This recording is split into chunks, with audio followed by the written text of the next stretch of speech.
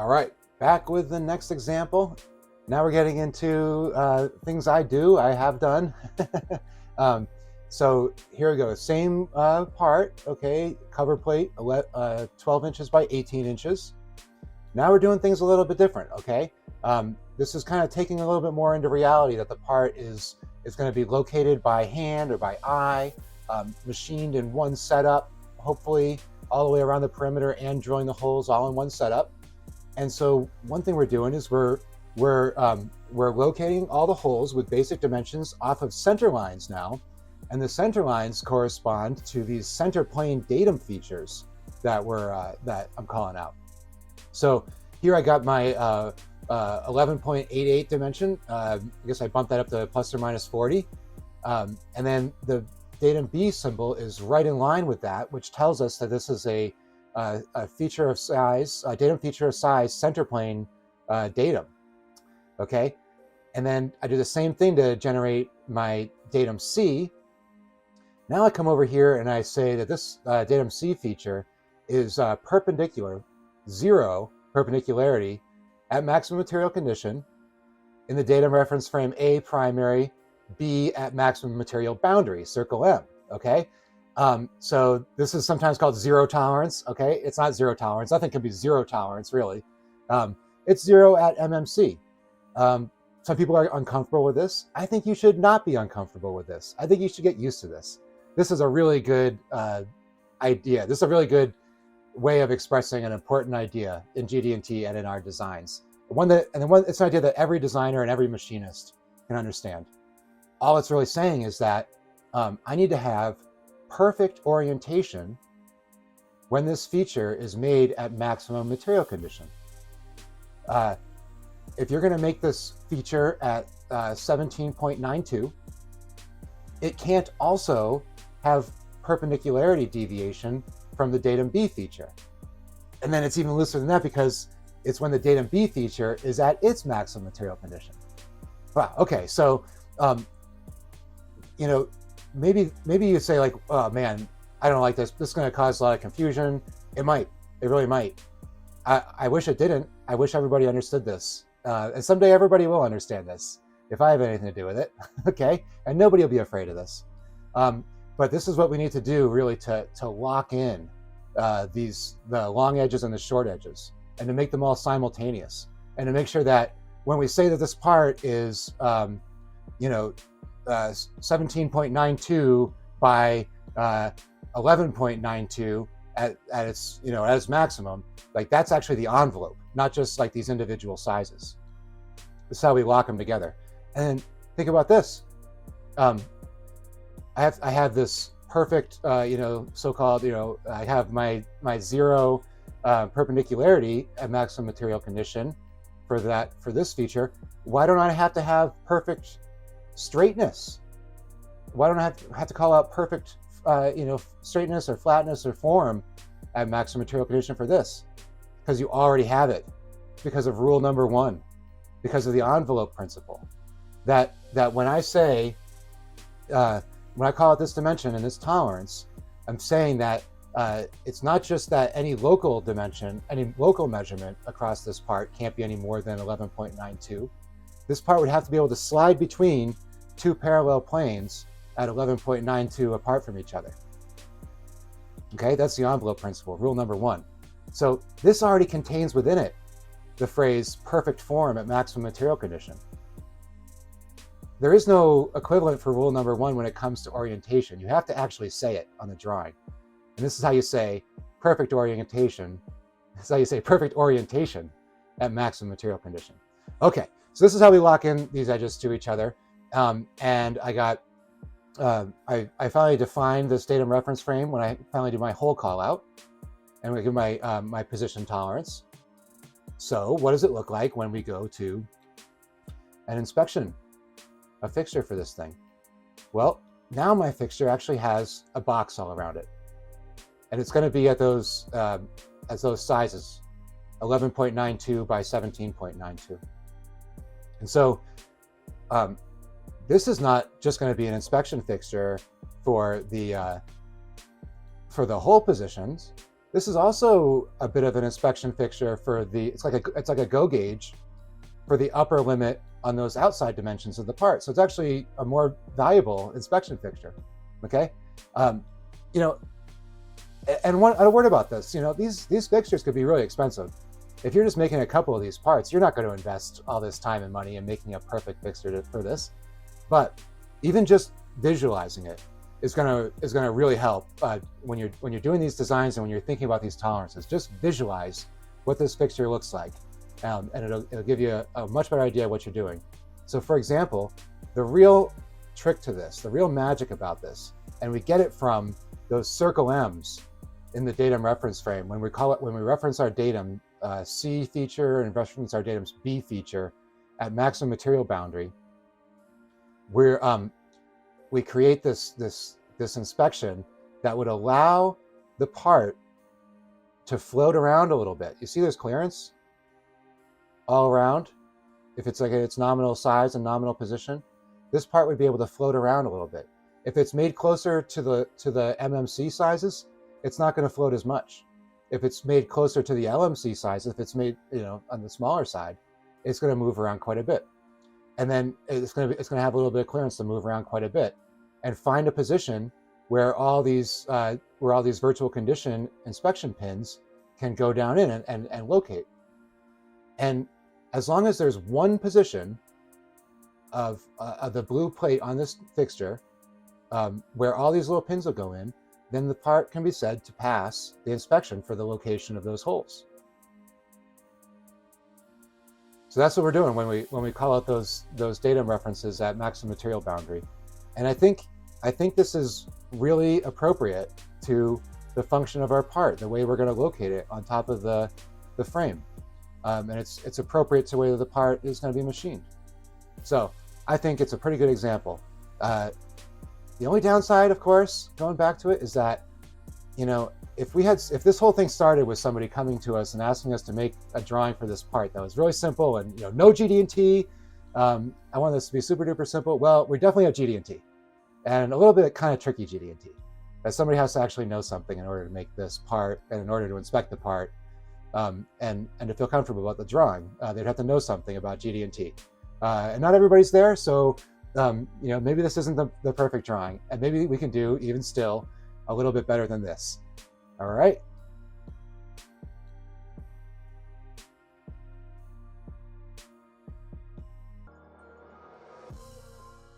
All right, let's take a tiny detour here and talk about a different part. Oop, I'm on the wrong thing here. Let's go back to our frame, our enclosure assembly, and I'm gonna, oh yeah, here we go.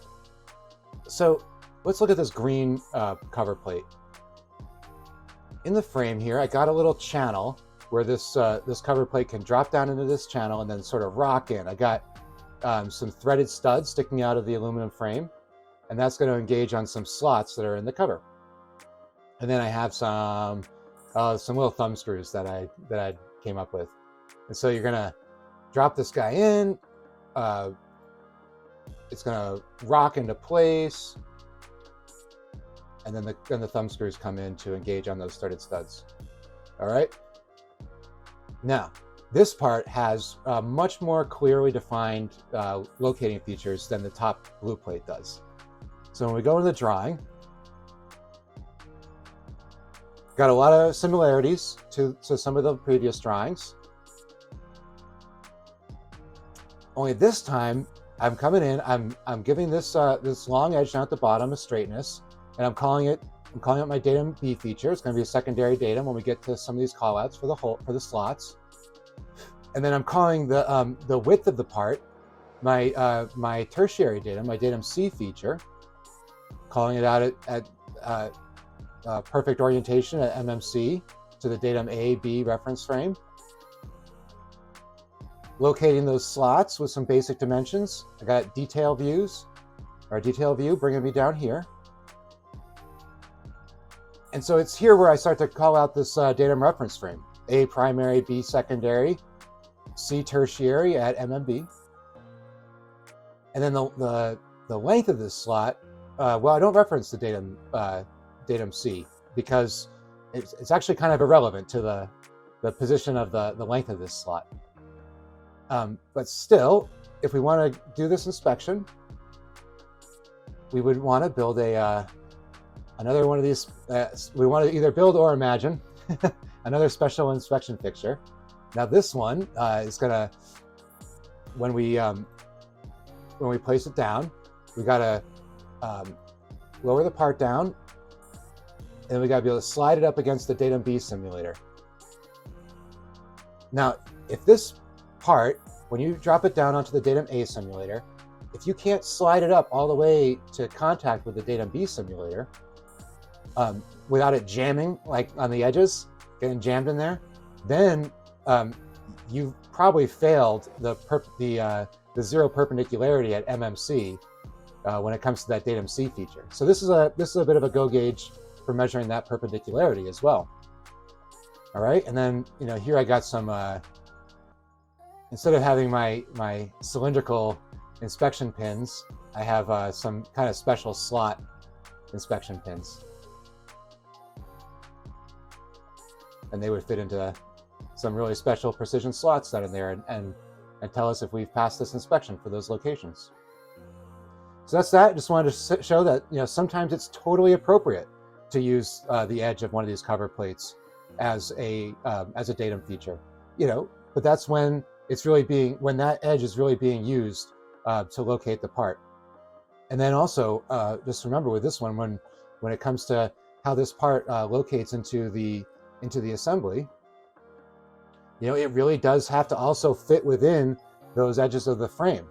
And so that's another real locating feature now. It's not just sitting on the top of the frame like the blue cover plate is. Now we really have to fit in there.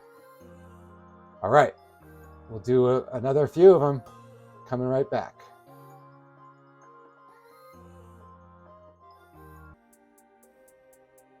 All right, so let's just go back to this part where we had this version where we had the center plane datum features.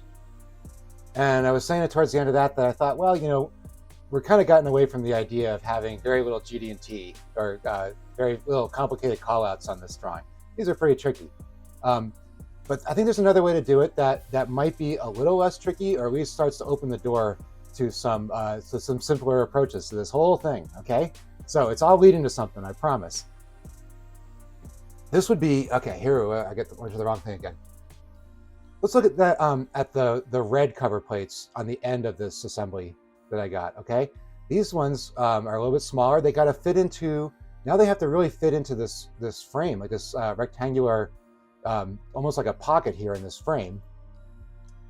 Still picking up on number 8 threaded inserts. Still with a gasket that you should ignore. This one doesn't have, this one's not like sitting on any edge. I mean, maybe gravity will pull it to the bottom, but really the whole perimeter of the part plays an equal role in the locating of this guy. And so that's why on the drawing, doing it a little bit different here, okay? So here I got features, datum A feature, datum B feature, datum C feature. I'm doing basic dimensions off of the center lines. But the real difference here is that almost everything now is basic dimensions, even the width and the length of the part. And now I have this all-around profile callout. And you can tell it's all around from that circle there. I even have the chamfers called out as basic dimensions. And so what this does, the all-around profile, maybe some folks already know this, is it creates a tolerance zone, 60 thousandths wide, equally disposed around the nominal perimeter of the part, the basic perimeter of the part, including the chamfers all the way around the whole thing. So now we would be holding the chamfers to the same tolerance as the outside of the part. They wouldn't be looser tolerance than the length and width. That may matter. That may not matter if it's all being machined in the same setup, as I think is probably pretty likely.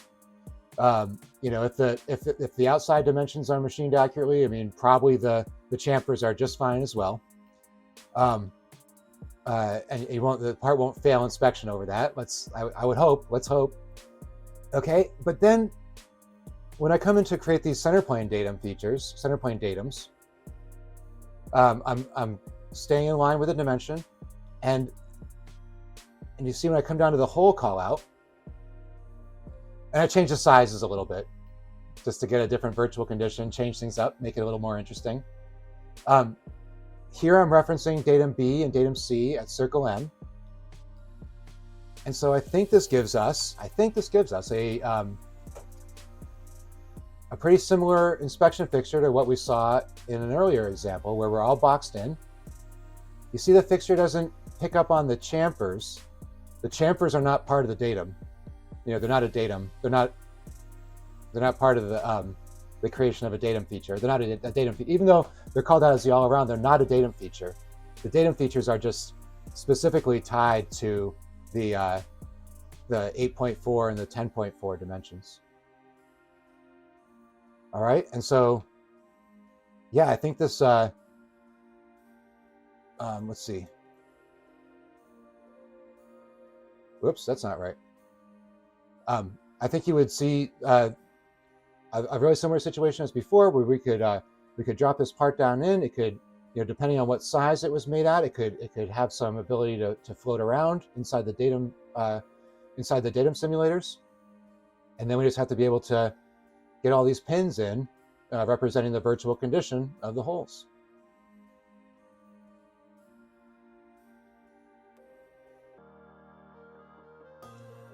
Now it's time for something different, but kind of the same. We're just moving a little bit farther and farther in the same direction with some of this logic, some of this thinking about how to do this. So here's a machined housing, kind of a special thing. Again, just totally a product of my imagination. Another cover plate. This one drops down into a pocket. This housing would have some threaded holes tapped into it that you would use, that this cover plate would attach onto. All these screws, and you can see here that there's radii in the corner of the pocket. There's radii in the cover. There's an equal amount of clearance all the way around this guy. And when you say, like, what's the locating feature for this part, it's really the entire perimeter of the part. It's not just the, some edges or something. It's really every single feature, all 8 of them, contributes to the location of this part. So here's an idea for the drawing. All right, so again, we got everything is dimensioned with basic dimensions off the center line in this case. We got our all-around profile, tighter tolerance. This is a smaller, a little bit more precisely machined part. But now I'm calling this entire perimeter the datum B feature. And when I come in to do the whole call out, now I'm down to a datum reference frame with A in the primary, B as a secondary at MMB, because it's still a feature of size, so we still want it to be at maximum material boundary. But that's it, no tertiary datum. Really, the datum B is it's a complex datum feature, and it's a 6 degree of freedom datum, a 3 degree of freedom datum feature. The A is 3 degree of freedom, the B is 3 degrees of freedom. So the part's fully constrained with only 2 datum features. And that's because datum B is a complex datum feature. All right, but what does it look like? Would this work? Is this reasonable and feasible? I mean, of course it is. And what it is if you were to have a fixture, or if you were just to imagine one, it would be a lot like that pocket that we saw in the housing part. And you would drop your part in. It just has clearance all around. Now you can see it's, even at its nominal state, it's less clearance than we saw in the pocket, but that's because this fixture is having to, gobble up some of that tolerance as well. Some of that tolerance has to go to the housing, and some of the tolerance has to go to this cover plate. And so this outer part, the datum simulator in this fixture, really represents like the maximum material boundary of the pocket in that housing. So if our part, is made if our machine is cutting light and the part is made on the large side, it's not going to have very much clearance to move around in here. And if the machine is cutting heavy and or the other way around, the part is on the small side, it's going to have a little bit more space to move around in here and be a little bit more forgiving. But that's the meaning of maximum material boundary in our datum reference frames. Okay, and now I got a virtual condition for these holes of 120 thousandths now. When you look at it, not a whole lot of clearance to nominal. It's a pretty, it's a precise part. It would have to be made pretty precisely in order to, guarantee it would fit and everything. All right. So, and yeah, one other thing about this is, I've been saying to imagine the fixture. This is getting to the point where, imagine, now imagine if you were to machine this out of like cast aluminum, maybe something a little bit more wear resistant, but this doesn't have to be super expensive, I don't think. Put it up on your best machine, really dial it in, make sure it's extremely accurate afterwards, inspect it.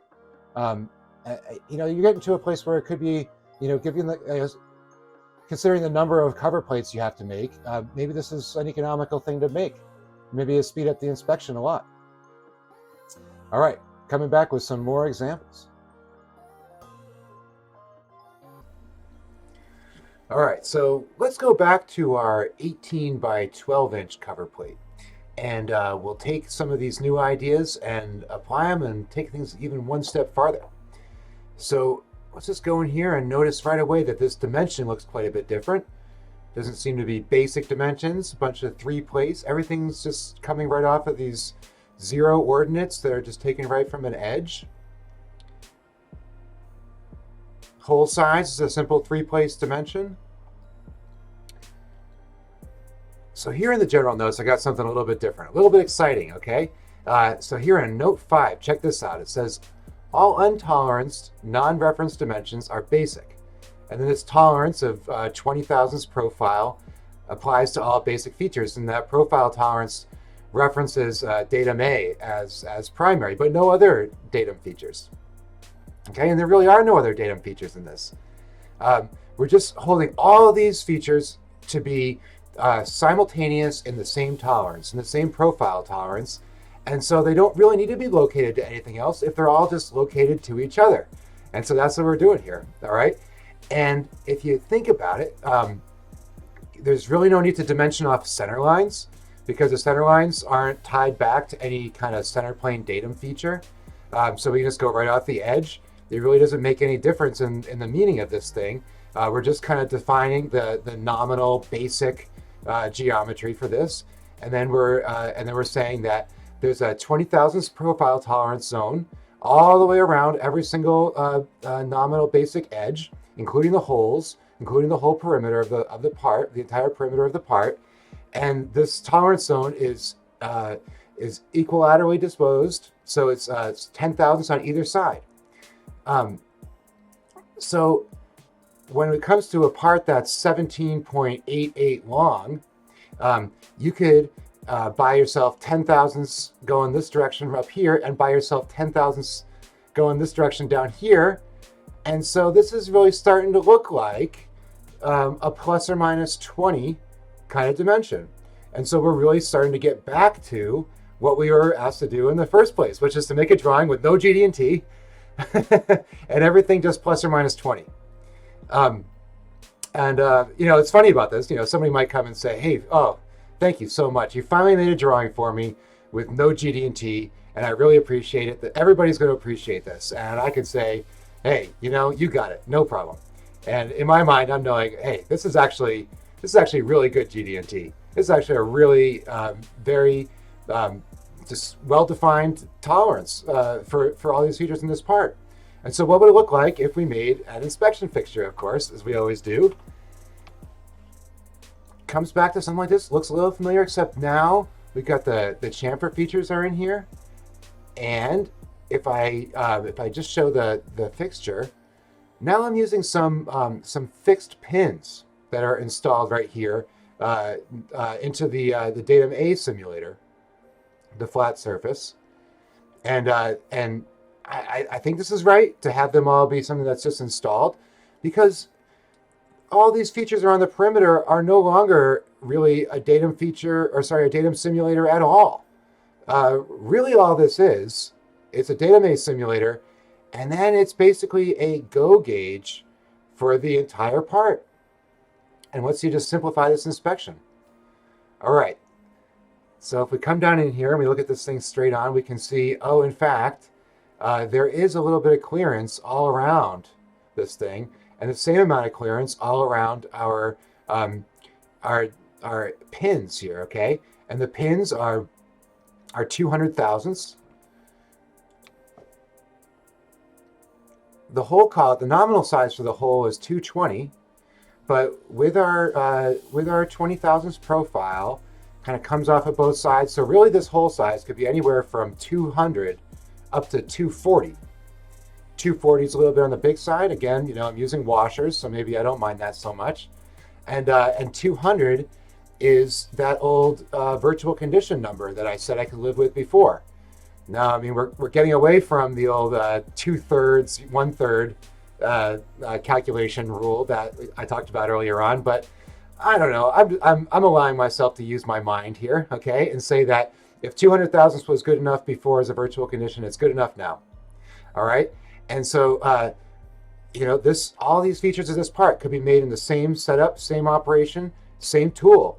This is really conducive to, you know, not just a milling machine, but maybe like a 2D router kind of thing, or a plasma cutter, water jet, laser, all the different things we have now to fabricate parts like this. If it's cutting a little heavy, cutting a little light, not going to be so bad for it. It's, you know, we have this. That's what we have this tolerance zone for. And the tolerance zone works really well for that. And, you know, for the worry about the holes being way on the large side or way on the small side of this thing, I would say that, you know, if so say these holes were going to be made at 240, way on the large side of the tolerance zone, of the tolerance, they would also have to be in really exact position as well, because this profile really covers position and, you know, I mean, it is a tolerance of position in a lot of ways, right? So I would say that probably the real effect of this tolerance is not going to be to have like your holes be, to really control this hole size so much. The real thing would be is if we assume that machines lose accuracy over distance, that this would allow for the part to be like stretched out or compressed together or something, and all these features getting stretched a little bit farther apart, and like even more noticeably as we get to the holes that are farthest apart from each other. So listen, I think this is just a super powerful call out, super powerful way to do this drawing. Really makes a lot of sense, and might really be the right way to make a lot of cover plate drawings. And if not the right way, then the best way, or the best, the best of the worst, or whatever you want to call it. So let me know what you think about this too, okay? I'd also noticed that when I was in here, I said this earlier, that on an 18-inch long part, plus or minus 20 might not really be that loose of a tolerance at all. I mean, if you come in here and see these clearances, I mean, this is tight. And so maybe you'd want to go to 30 thousandths profile on the drawing in that Note 5. Maybe you want to go to 40 thousandths. And if you were to do that, let's say you go to 30 thousandths, I think that would mean you probably change this hole size to be 230 nominal. It might mean that you bring in the outside dimensions of the part, and you know, bring it all in symmetrically, of course, but make it so that it comes in a little bit more, so you can accommodate a little bit looser tolerance on the outside. Okay, so again, I think this is a great one, and I hope you get to use this someday.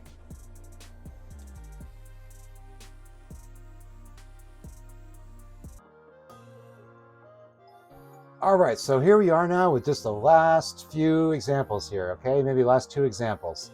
So here's that old housing assembly, the machine housing, the special cover plate. Oh, and now we have a really special cover plate. For once, it's not a rectangle. why do your cover plates have to be rectangles? They can be all kinds of shapes. They can be circles, they can be ovals. You can have whatever you want for a cover plate. And I just want to show how some of these same sort of ideas apply. If you're going to choose, you know what the primary datum feature for this part is. It's one of these big flat surfaces on either side.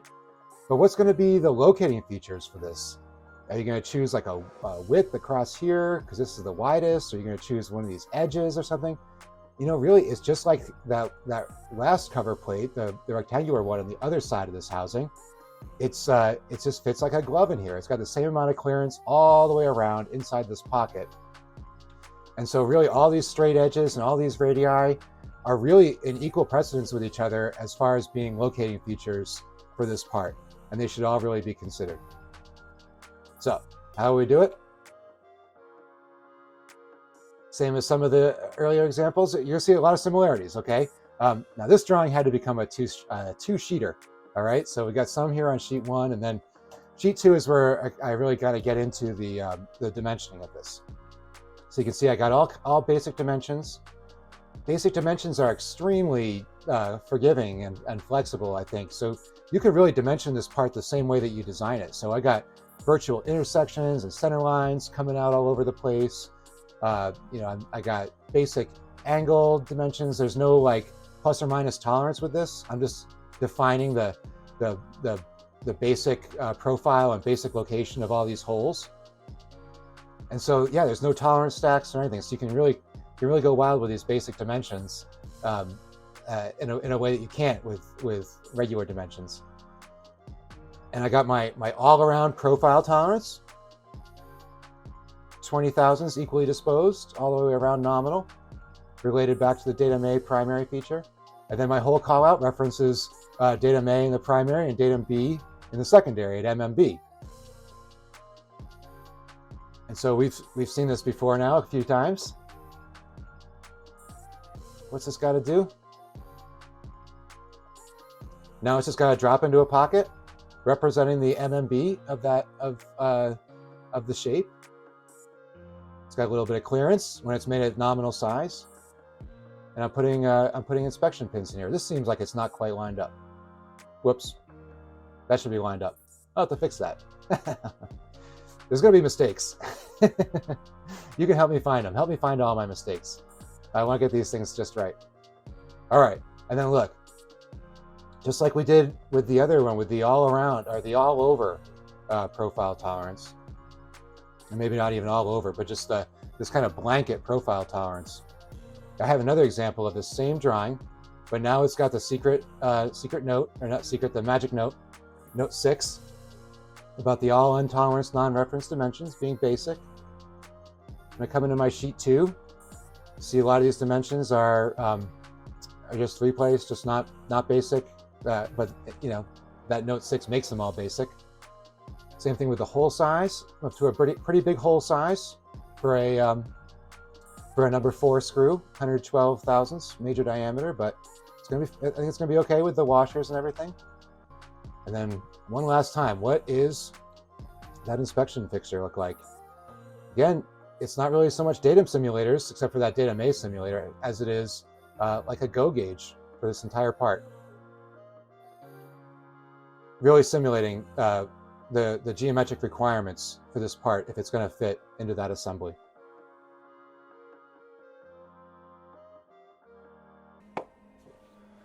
Hey, so I just want to say thanks for watching. I hope this video helped you think about parts and drawings a little bit differently. You know, I just love talking about this stuff. I especially like talking about it directly with designers, machinists, and inspectors. Maybe you'd be willing to sit down with me and talk about parts and drawings, design stuff. I love it. Hopefully in the future I can try out some different formats, get into some more topics. You know, I have a lot of ideas for topics. And really, hopefully I'll get better at doing these recordings and just all the things that go into it. It's tricky. It's wearing me out. Send me an email. Find me on LinkedIn. If you're watching this on the Mountaintop website, you might see a few feedback questions below. Please go through and fill them in. I really want to dial this in and find the best way to get this information out. All right, so thanks. Stay in touch. I'd love to hear from you. Have a great GD&T day.